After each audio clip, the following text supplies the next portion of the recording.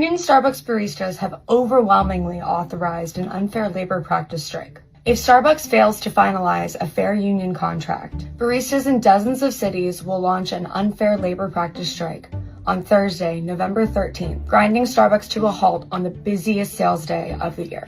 My name is CT, and I'm a 2-year shift supervisor and organizer at one of the first organized stores in Columbus, Ohio. As thousands of baristas like me gear up for a potential unfair labor practice strike, I want to get real with you about what's on the line. We're talking about the second biggest fast food corporation in the world. A company that has spent the last 4 years trying to break our union, committing the most labor rights violations in U.S. history. Starbucks is at the forefront of a campaign by big wealthy corporations to crush the upsurge of organizing momentum among young workers and to peel away hard-won worker rights. Starbucks is a multi-billion-dollar coffee giant that has enough money to pay its CEO $96 million for just 120 days of work last year. It would cost them less than 1 day of sales to finalize our contract and to settle all unfair labor practice disputes. Yet they'd rather fly CEO Brian Niccol around in a private jet and spend an estimated $240 million on union busting than pay us what we deserve.